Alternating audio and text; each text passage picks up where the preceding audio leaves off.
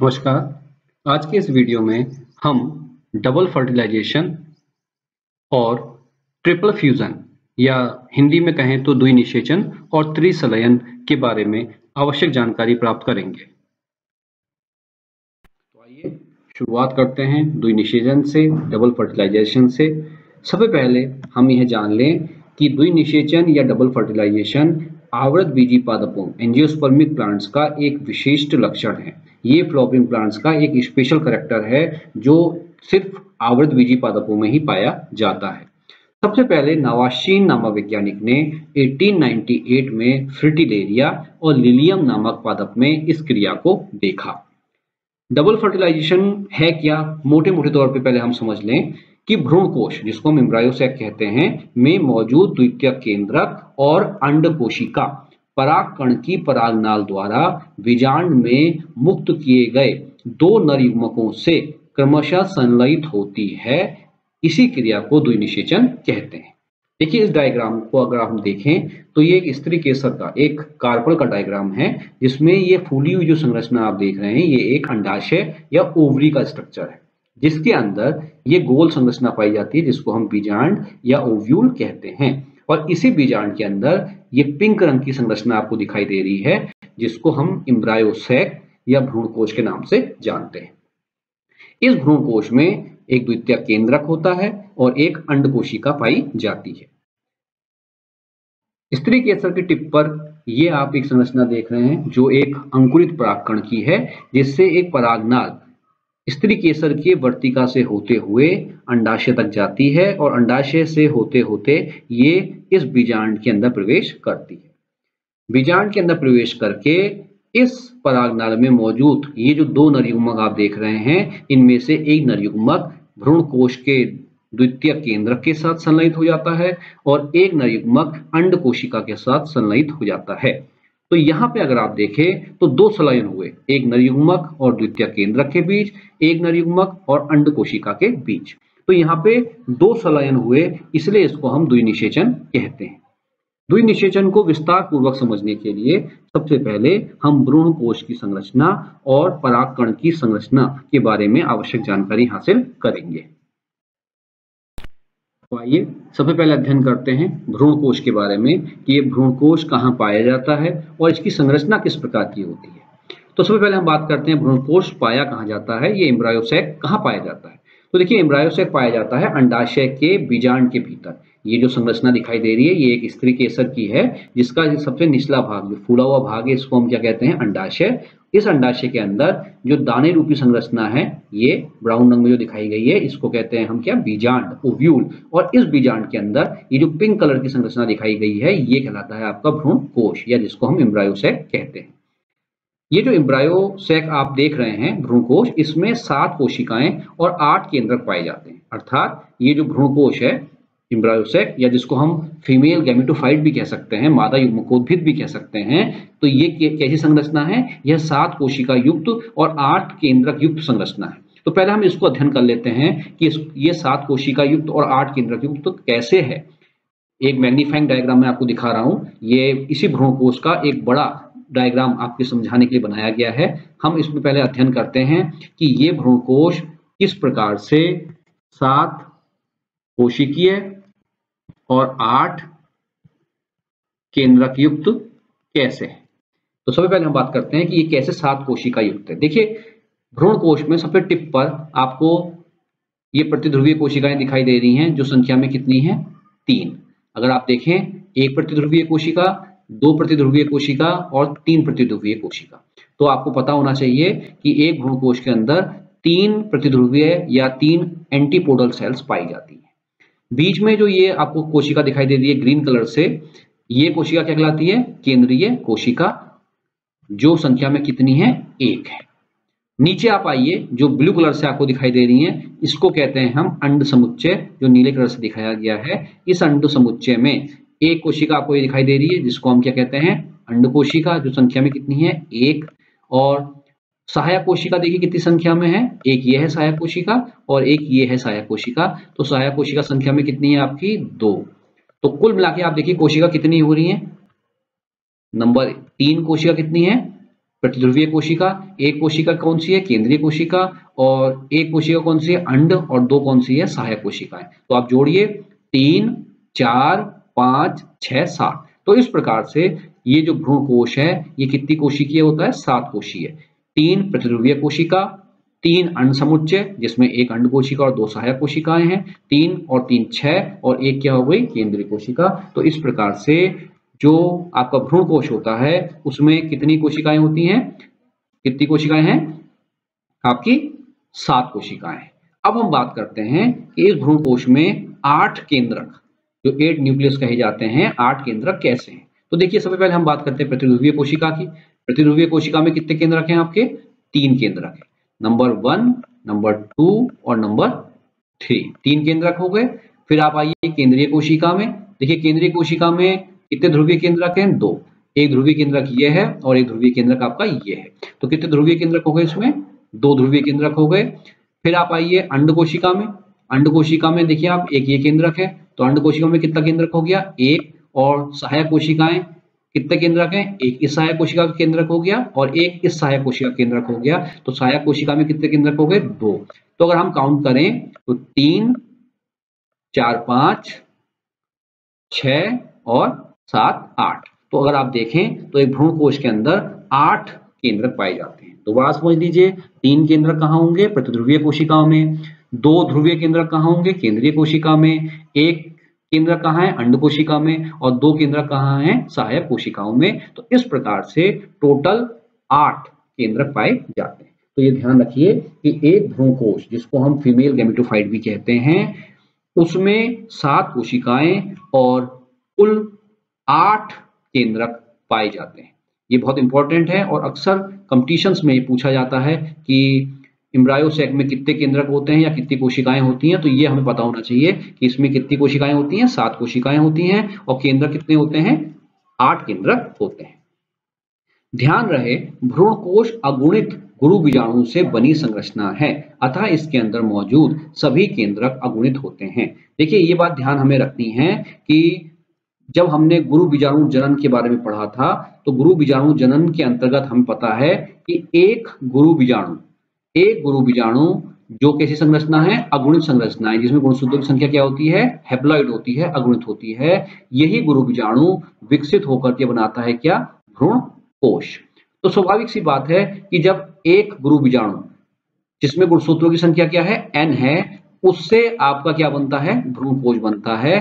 तो इस भ्रूण कोश में भी गुणसूत्रों की संख्या प्रत्येक केंद्रक में क्या होगी, अगुणित होगी। तो ये ध्यान रखिए कि प्रतिध्रुवीय कोशिकाएं जो हैं, इनमें तीनों प्रतिध्रुवीय कोशिकाओं में जो केंद्रक है उसमें गुणसूत्रों की संख्या क्या होगी, n। इस कोशिका में n, इस कोशिका में गुणसूत्रों की संख्या क्या होगी, n, इस कोशिका में गुणसूत्रों की क्या संख्या होगी, n। मतलब ये तीनों प्रतिध्रुवीय कोशिकाएं क्या है, हैप्लॉइड है। केंद्रीय कोशिका की हम बात करें तो उसमें कितने ध्रुवीय केंद्रक है, 2। तो इस ध्रुवीय केंद्रक में भी गुणसूत्रों की संख्या क्या होगी, अगुणित n। इस केंद्रक में भी क्या होगी, अगुणित n। इसी प्रकार से अंड कोशिका में जो गुणसूत्र होंगे उसकी संख्या क्या होगी, अगुणित, अर्थात हम उसे कैसे दिखाएंगे, n से। और इसी प्रकार से जो सहायक कोशिकाएं होंगी उसमें भी गुणसूत्रों की संख्या क्या होगी, हैप्लॉइड होगी, n होगी। तो इस प्रकार से ये जरूर ध्यान रखिए कि भ्रूण कोश जो है उसका विकास किससे हुआ है, एक गुरु बीजाणु से। और गुरु बीजाणु कैसा है, एक अगुणित संरचना है। तो गुरु बीजाणु से चूंकि भ्रूण कोश बना, इसलिए भ्रूण कोश के अंदर जितने भी केंद्रक होंगे वो सब के सब कैसे होंगे, हैप्लॉइड होंगे, अगुणित होंगे। हम अध्ययन करते हैं एक विकसित परागकण की, एक अंकुरित परागकण की, किस प्रकार से वो अंकुरित होता है और उसमें कौन कौन सी संरचनाएं पाई जाती हैं। तो देखिए ये जो स्ट्रक्चर मैंने दिखाया है, एक आपका पुंकेसर का दिखाया है। ये पुंकेसर का परागकोश है, और जब ये फटता है, स्फुटित होता है, तो इससे 2 कोशिकीय अवस्था में ये परागकण निकलता है। और इस परागकण को, जिसको हम लघु बीजाणु के नाम से भी जानते हैं, ये परागण क्रिया के द्वारा किसी स्त्री केसर के वर्तिका पे जाके चिपक जाता है और यहाँ से क्या होता है, ये अंकुरित होता है। अंकुरण के दौरान इस परागकण से परागनाल निकलती है। ये देखिए आप, ये संरचना निकलती है परागनाल, और ये परागनाल जाती है सीधे कहाँ, अंडाशय से होते हुए बीजांड के अंदर जाने का प्रयास करती है। इस परागनाल में 2 नर युग्मक, आप देखिए कितने नर युग्मक, कितने नर युग्मक होंगे? 2 नर युग्मक होंगे और एक नलिका केंद्रक होगा। ये जो केंद्रक आप देख रहे हैं ये कौन सा केंद्रक है? नलिका केंद्रक। तो ये जो अंकुरित परागकण की परागनाल है, इस परागनाल में 2 नर युग्मक होते हैं और एक क्या होता है? नलिका केंद्रक। अब ये जो परागकण बना, ये भी क्या है? लघु बीजाणु है। ये लघु बीजाणु से विकसित हुआ एक नर युग्मकोद्भिद है। तो जब अंकुरित परागकण होता है तो अंकुरित परागकण को ही हम क्या कहते हैं? नर युग्मकोद्भिद। अर्थात जब कोई लघु बीजाणु अंकुरित हो जाता है तो वो कहलाता है नर युग्मकोद्भिद। और इस नर युग्मकोद्भिद का विकास भी किससे हुआ है? लघु बीजाणु से हुआ है। तो स्वाभाविक सी बात है, जो लघु बीजाणु होगा उसमें भी गुणसूत्रों की संख्या क्या होती है? हैप्लॉइड होती है। तो लघु बीजाणु में भी गुणसूत्रों की संख्या अगुणित है। तो ये जो नर युग्मकोद्भिद है इसकी भी सभी केंद्रकों में गुणसूत्रों की संख्या क्या होगी? अगुणित होगी। तो यहाँ पे ध्यान रखिएगा कि ये जो आपका परागकोश है, इस परागकोश के अंदर क्या बने? आपके लघु बीजाणु बने। उनमें गुणसूत्रों की संख्या क्या है? n। लघु बीजाणु से आपका क्या बना? परागकण बना विकसित होकर। तो इसमें भी गुणसूत्रों की संख्या क्या होगी? n। और ये जो परागकण है जब ये अंकुरित होता है तो अंकुरित होने के फलस्वरूप इसके अंदर भी जितने केंद्रक होंगे उन सब में गुणसूत्रों की संख्या क्या होगी? n। तो जो नर युग्मक बने उसमें भी गुणसूत्रों की संख्या क्या होगी? n। जो नलिका केंद्रक है आपका उसमें भी गुणसूत्रों की संख्या क्या होगी? n। तो ये जरूर हमको ध्यान रखना है। और ये जो आपके संरचनाएं हैं जिनको हमने क्या नाम दिया? पराग नर युग्मक और नलिका केंद्रक, ये सामान्यतः वर्तिका से होते हुए परागनाल के द्वारा कहाँ प्रवेश करते हैं? बीजांड में प्रवेश करते हैं। तो यहाँ ध्यान देने वाली बात जो मेन है वो दोबारा से समझ लीजिए कि जो लघु बीजाणु बनते हैं परागकोश से वो क्या होते हैं? अगुणित होते हैं। और वो लघु बीजाणु जब अंकुरित होकर परागकण बनाते हैं और परागकण फिर अंकुरित परागकण परिवर्तित होता है, या सीधे मैं कहूं कि लघु बीजाणु जब एक नर युग्मकोद्भिद बनाता है तो लघु बीजाणु अगुणित है, तो उससे बनने वाला नर युग्मकोद्भिद भी क्या होगा? अगुणित होगा। नर युग्मकोद्भिद मतलब अंकुरित परागकण। और अंकुरित परागकण के नर युग्मकोद्भिद के अंदर भी जो केंद्रक हैं जिसमें 2 नर युग्मक हैं और एक नलिका केंद्रक है, ये भी हमेशा क्या होंगे? अगुणित ही होंगे। ये बात हमको ध्यान देनी है। हम बात करते हैं निषेचन की, द्विनिषेचन की। क्या है द्विनिषेचन और इसकी तैयारी में क्या क्या क्रियाएं होती हैं? तो देखिए, सबसे पहले द्विनिषेचन से ठीक पहले, डबल फर्टिलाइजेशन से ठीक पहले क्या होता है? जो केंद्रीय कोशिका है उसमें मौजूद जो 2 ध्रुवीय केंद्रक होते हैं, जो पोलर न्यूक्लियस होते हैं, ये आपस में संलयित होकर द्वितीयक केंद्रक बनाते हैं। इस द्वितीयक केंद्रक को हम सेकेंडरी न्यूक्लियस भी कहते हैं। और यह द्वितीयक केंद्रक एक द्विगुणित संरचना है, डिप्लॉइड संरचना है। एक ध्रुवीय केंद्रक जो कि कैसा है? अगुणित है। जब वो दूसरे ध्रुवीय केंद्रक जो अगुणित होता है उससे मिलता है तो एक द्वितीयक केंद्रक बनता है, सेकेंडरी न्यूक्लियस बनता है, जिसमें गुणसूत्रों की संख्या क्या हो जाती है?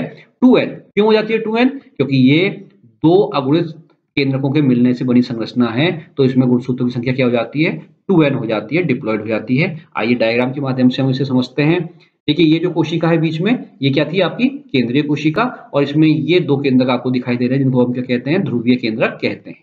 तो निषेचन से ठीक पहले ये जो दोनों केंद्रक हैं ये संलयित हो जाते हैं। आप देख रहे हैं डायग्राम में, ये दोनों संलयित हो गए और अब इन दोनों ध्रुवीय केंद्रकों के मिलने से जो संरचना बन गई वो क्या बन गई? आपकी द्वितीयक केंद्रक।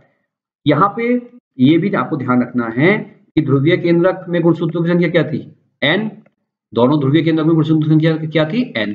और अब जब ये दोनों ध्रुवीय केंद्रक आपस में क्या हो गए? मिल गए, तो ये जो संरचना बनी जिसको हमने क्या नाम दिया? द्वितीयक केंद्रक दिया।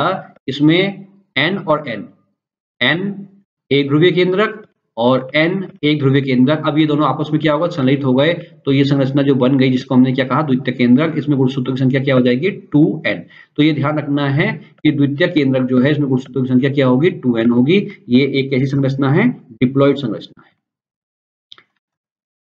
निषेचन क्रिया से पूर्व सहायक कोशिकाओं की भित्ति मोटी परत युक्त संरचना बनाती है जिसे तंतुमय समुच्चय या फिलीफॉर्म एपरेटस कहते हैं, जो सहायक कोशिका के कोशिका द्रव्य में उंगलीनुमा उभार के समान संरचना है जो कीमोट्रोपिक सब्सटेंस मुक्त करती है।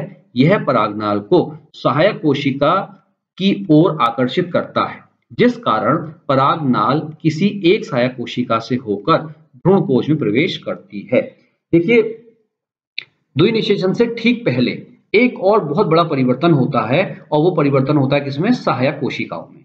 ये जो दो सहायक कोशिकाएं हैं, अंड समुच्चय में बीच में कौन सी कोशिका होती है? अंड कोशिका, और जो नीचे की दो कोशिकाएं होती हैं इनको हम क्या कहते हैं? सहायक कोशिकाएं। ये तीनों कोशिकाएं किस ओर पाई जाती हैं बीजांड में?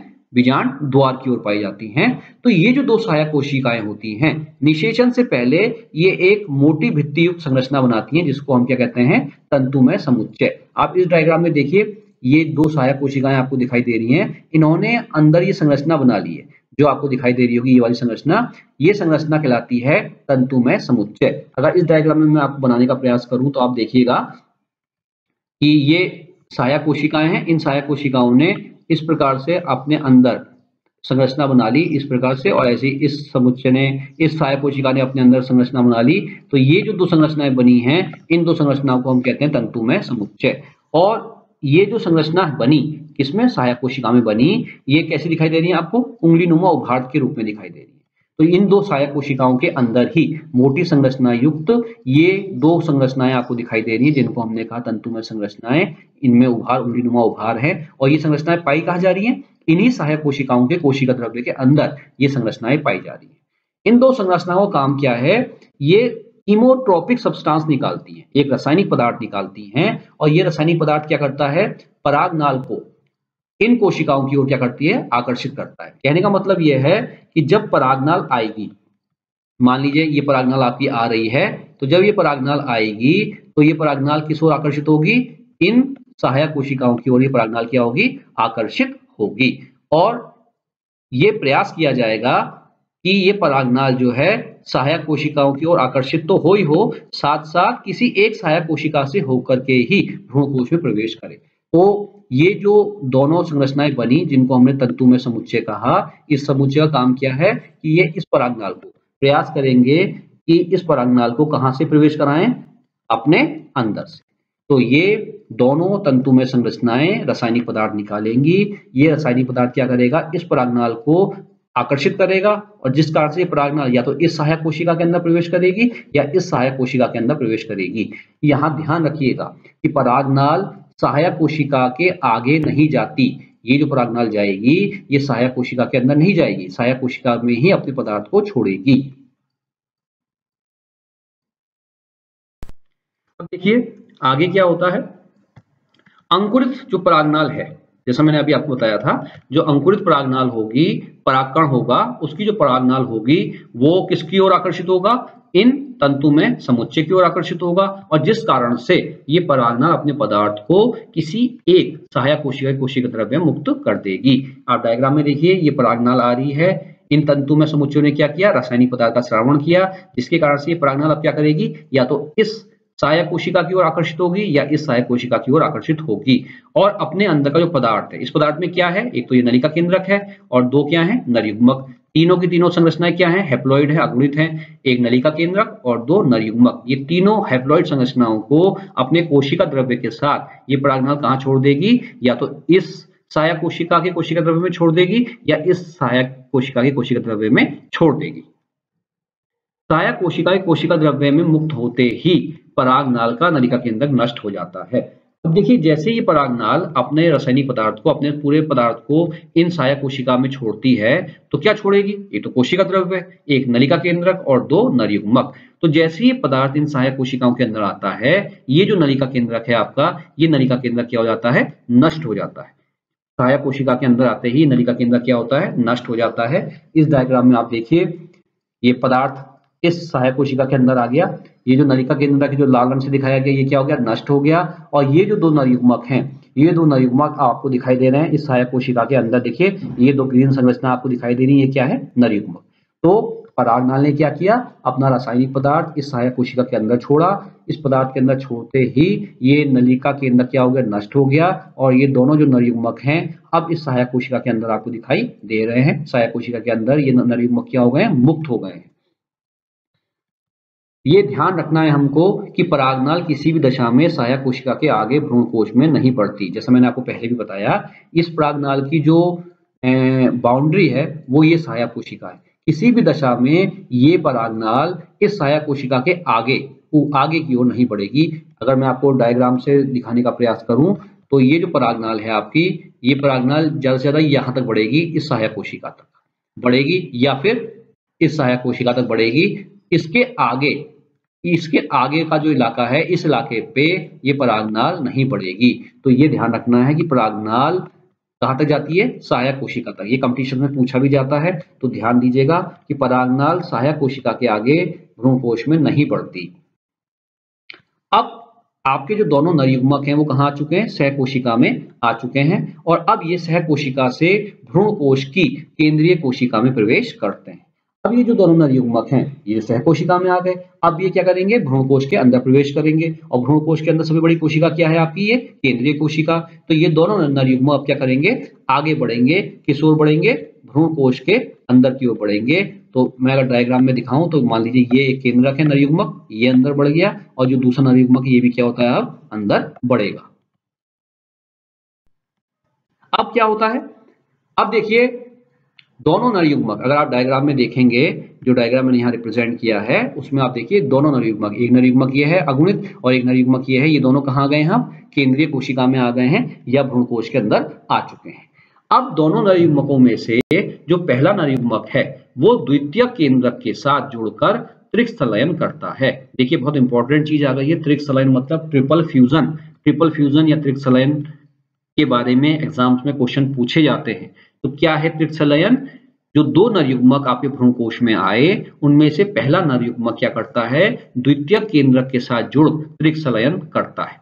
आप डायग्राम में देखिए, केंद्रीय जो कोशिका है, जो आपकी केंद्रीय कोशिका है उसके बीच में जो ये संरचना है ये क्या है, आपकी द्वितीय केंद्रक। मैंने आपको पहले बताया था कि इसके अंदर जो दो केंद्रक है, ये कौन से केंद्रक हैं, ये ध्रुवीय केंद्रक हैं। ये जो दो केंद्रक हैं आपके, ये कौन से केंद्रक हैं, ध्रुवीय केंद्रक हैं।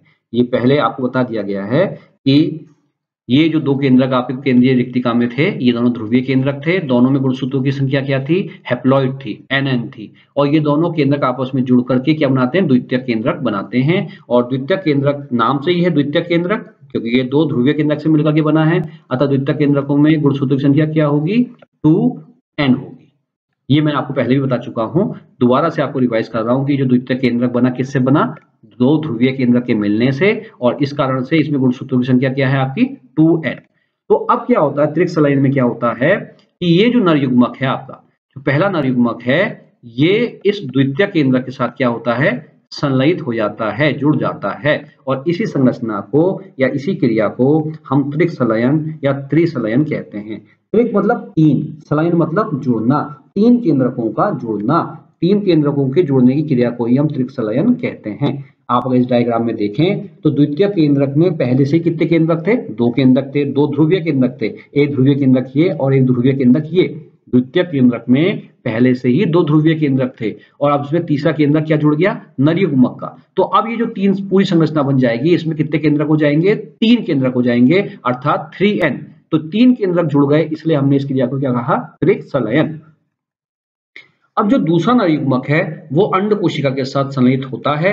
वास्तव में यही सत्य निषेचन है। देखिए अब जो दूसरा आपका इसमें नरयुग्मक है, दो नरयुग्मक अंदर आए थे, अब जो दूसरा ये जो नरयुग्मक है आपका, ये क्या करता है, ये अंड कोशिका के साथ जुड़ जाता है।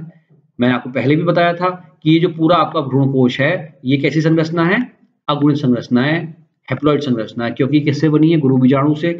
तो इसके अंदर जो अंड कोशिका थी उसमें भी गुणसूत्रों की संख्या क्या है, n है, सहायक कोशिकाओं में भी गुणसूत्रों की संख्या क्या है, n है। तो अब जो दूसरी क्रिया होती है वो क्या होती है कि जो दूसरा नरयुग्मक है, ये दूसरा नरयुग्मक अंड के साथ जुड़ता है, और जब दूसरा नरयुग्मक अंड के साथ जुड़ता है तो अब जो संरचना बनेगी वो कैसी बनेगी, डिप्लॉइड बनेगी, क्योंकि एक n किसका है, अंड कोशिका का, और एक n किसका है, नरयुग्मक का। ये दोनों आपस में जुड़ते हैं तो एक और संरचना बनती है। तो अगर आप यहाँ पे डायग्राम में देखें तो यहाँ ये बात ध्यान रखना है कि निषेचन हम वास्तव में किसको कहते हैं, एक नरयुग्मक का एक मादा युग्मक के साथ जोड़ना निषेचन कहलाता है। तो यहाँ पे ये क्या है आपका नरयुग्मक, ये क्या है अंड कोशिका, मादा युग्मक। तो इन दोनों का जो मिलना है, इन दोनों का जो संलयन है, वास्तव में वही निषेचन है। उसी को हम क्या कहते हैं, ट्रू फर्टिलाइजेशन या सत्य निषेचन कहते हैं। आप डायग्राम में देखिए यहाँ पे क्या हुआ, यहाँ पे आप देखेंगे यहाँ पे क्या हुआ, ये द्वितीय केंद्रक व एक नरयुग्मक क्या हो गया, संलयित हो गया। यहाँ क्या हुआ, एक नरयुग्मक और अंड कोशिका क्या हो गई, संलयित हो गई। तो अब आप देखें तो इस प्रकार से यहाँ पे क्या हुआ, दो नरयुग्मकों ने दोहरा निषेचन किया। एक नरयुग्मक ने क्या किया, द्वितीय केंद्रक के साथ जुड़ करके क्या बनाई, एक त्रिगुणी संरचना बनाई। देखिए आप, ये जो त्रिगुणी संरचना बनी, इस त्रिगुणी संरचना को हम क्या नाम देते हैं, प्राथमिक भ्रूणकोश कोशिका। ये देखिए त्रिगुणी संरचना जो बन गई आपकी, द्वितीय केंद्रक और नरयुग्मक के बनने से एक त्रिगुणी संरचना बनी, जिसको हमने क्या कहा, प्राथमिक भ्रूणकोश केंद्रक, या इसको क्या कह सकते हैं हम, प्राइमरी एंडोस्पर्म न्यूक्लियस। शॉर्टकट में हम इसको पी ई और एन भी कह सकते हैं। पीएन मतलब प्राइमरी एंडोस्पर्म न्यूक्लियस। कभी कभी कंपटीशन में पीईएन के नाम से भी पूछा जाता है, तो ध्यान रखिएगा कि ये जो संरचना बनी तीन केंद्रकों के जुड़ने से, इसको हमने क्या कहा, प्राइमरी एंडोस्पर्म न्यूक्लियस। दोबारा समझ लीजिए, पहला नरयुग्मक द्वितीय केंद्रक से जुड़ता है और बनाता है प्राथमिक भ्रूणकोश कोश केंद्रक। ये देखिए आप, द्वितीय केंद्रक ये था, एक नरयुग्मक जुड़ गया, तीन केंद्रक जुड़ गए, तो जो संरचना बनी वो कहलाती है पीईएन, प्राथमिक भ्रूणकोश केंद्रक। और इसमें गुणसूत्रों की संख्या कितनी होती है, 3n। 2n द्वितीय केंद्रक में थे और एक केंद्रक किसका मिला, नरयुग्मक का। तो ये जो संरचना बनी ये क्या है, त्रिगुणी संरचना है 3n। और दूसरा जो नरयुग्मक है उसने क्या किया, उसने अंड कोशिका जो कि हैप्लॉइड है दोनों, इसके साथ मिलकर क्या किया, युग्मक संलयन किया। और जो उसके बाद ये जो संरचना आप देख रहे हैं नरयुग्मक और अंड कोशिका के मिलने से, इससे जो संरचना बनी उसको हम क्या कहेंगे, युग्मनज, जाइगोट। और ये जाइगोट कैसा होगा, डिप्लॉइड होगा, द्विगुणित होगा, क्योंकि नरयुग्मक कैसा है, हैप्लॉइड, अंड कोशिका कैसी है, हैप्लॉइड, और इन दोनों के जुड़ने से जो संरचना बनी उसको हमने क्या कहा, 2n या युग्मनज। तो इस प्रकार से आप देखें तो इन दो नरयुग्मकों ने दो सिनगैमी की या दो जगह केंद्रक का जुड़ा हुआ, या एक तरीके से देखा जाए सादी भाषा में कहें तो दो प्रकार का निषेचन हुआ। एक निषेचन किसके बीच में हुआ, द्वितीय केंद्रक और नरयुग्मक के बीच में, पहला निषेचन। और दूसरा निषेचन किसके बीच में हुआ, नरयुग्मक और अंड कोशिका के बीच में। तो यहाँ पे भ्रूणकोश के अंदर कितने निषेचन हुए, दो निषेचन। इसी क्रिया को हम दोहरा निषेचन कहते हैं। दोहरा मतलब डबल, दो निषेचन मतलब फर्टिलाइजेशन, अर्थात भ्रूणकोश के अंदर होने वाले दो निषेचनों को हम दोहरा निषेचन या द्विनिषेचन या डबल फर्टिलाइजेशन कहते हैं। दोबारा समझ लीजिए, पहला निषेचन किसके बीच में हुआ, नरयुग्मक और द्वितीय केंद्रक के बीच में, जिसके फलस्वरूप क्या बना, प्राथमिक भ्रूणकोश केंद्रक। दूसरा निषेचन क्या हुआ, नरयुग्मक और अंड कोशिका के बीच में, जिससे क्या बना, युग्मनज। ये दो निषेचन हुए, इसलिए हमने इस क्रिया को कहा दोहरा निषेचन। और त्रिक संलयन को भी समझ लीजिए दोबारा से। द्वितीय केंद्रक में पहले से कितने केंद्रक थे, दो ध्रुवीय केंद्रक थे, और ये द्वितीय केंद्रक किसे मिला, नरयुग्मक से। तो अब कितने केंद्रक जुड़ गए, द्वितीय केंद्रक में पहले फिर दो केंद्रक और एक नरयुग्मक जुड़ा, कितने केंद्रक हो गए, तीन केंद्रक। तो इनके निषेचन से कितने केंद्रक की वाली संरचना बनी, 3n, तीन केंद्रकों वाली संरचना बनी, त्रिगुणी संरचना बनी, जिसको हमने क्या कहा, प्राथमिक भ्रूणकोश केंद्रक। तो स्वाभाविक सी बात, इसी लाइन में दोबारा मैंने समझाया कि पहला क्या हुआ, युग्मक संलयन नरयुग्मक और अंड कोशिका के बीच में, और दूसरा क्या हुआ, त्रिक संलयन नरयुग्मक और द्वितीय केंद्रक के बीच में। तो ये जो दो संलयन हुए, इन दो संलयनों को सामूहिक रूप से हम क्या कहते हैं, द्विनिषेचन। अब इस डायग्राम के माध्यम से एक बार आप और समझ लीजिए इस चीज को कि देखिए, भ्रूणकोश के अंदर नरयुग्मक द्वितीय केंद्रक से मिला और क्या बनाया, प्राथमिक भ्रूणकोश केंद्रक, जिसको हमने क्या कहा, प्राइमरी एंडोस्पर्म न्यूक्लियस। और इस कोशिका को हम क्या कहेंगे, प्राइमरी एंडोस्पर्म सेल। ये जो कोशिका है, इस कोशिका में ही तो आपके ये केंद्रक है, तो इस कोशिका को हम क्या कहेंगे, प्राथमिक भ्रूणकोश कोशिका, primary endosperm cell, PEC. P मतलब प्राइमरी, ई मतलब एंडोस्पर्म, सी मतलब सेल। तो ये बात ध्यान रखिएगा कि इसको हम पीईसी या पीईएन भी कह सकते हैं। तो प्राथमिक बीजाणुजनक कोशिका को हम क्या कह सकते हैं, पी ई और सी, पीईसी, और केंद्र को हम क्या कह सकते हैं, पी ई और क्या कह सकते हैं, एन। तो ये बात ध्यान रखना है हमें यहाँ पे कि भ्रूण कोश के अंदर नरयुग्मक और द्वितीय केंद्रक के मिलने से क्या बनी, एक त्रिगुणी संरचना बनी, जिसको हमने कहा प्राथमिक भ्रूणपोष केंद्रक। और ये प्राथमिक भ्रूणपोष केंद्रक किसमें कन्वर्ट हो जाएगा, बाद में भ्रूणपोष में, एंडोस्पर्म में परिवर्तित हो जाएगा निषेचन के बाद। वहीं जो दूसरा केंद्रक था वो अंड कोशिका से मिला और उसने क्या बनाई, एक द्विगुणी संरचना बनाई, जिसको हमने कहा युग्मनज या जाइगोट। ये युग्मनज या जाइगोट बाद में किसमें परिवर्तित हो जाएगा, भ्रूण में, एम्ब्रायो में, और वो कैसी संरचना है, द्विगुणित। ये भ्रूण और ये भ्रूणपोष, ये दोनों सामूहिक रूप से आपस में मिलकर बाद में क्या बनाते हैं, बीज। यहाँ ध्यान रखिएगा, भ्रूणपोष जो होता है, जो एंडोस्पर्म होता है, इसका कार्य क्या होता है कि ये बढ़ते हुए एंडोस्पर्म का कार्य क्या होता है कि ये बढ़ते हुए एम्ब्रायो को, भ्रूण को पोषण देने का काम करता है। तो ये डबल फर्टिलाइजेशन के बाद बनने वाली जो कोशिकाएं हैं वो आगे क्या करती हैं, इसके बारे में मैंने आपको यहाँ बताने का प्रयास किया कि प्राथमिक भ्रूणपोष के अंदर क्या बना देगा, भ्रूणपोष, और युग्मज क्या बना देगा, भ्रूण, और ये दोनों भ्रूणपोष और भ्रूण मिलकर क्या बनाएंगे, बीज। तो यहाँ ये चीज आपको क्लियर हो जानी चाहिए कि डबल फर्टिलाइजेशन किसे कहते हैं और इसके बाद इनसे क्या क्या संरचनाएं बनती हैं। मैं उम्मीद करता हूं कि इस वीडियो के माध्यम से डबल फर्टिलाइजेशन और ट्रिपल फ्यूजन के बारे में जो मैंने आपको बताया वो आपकी समझ में आया होगा। अगर आपकी समझ में आया तो प्लीज़ इस वीडियो को आप लाइक कीजिए और इस चैनल को सब्सक्राइब कीजिए ताकि आगे जो भी नए वीडियोस आएँ वो आपको मिलते रहें। धन्यवाद।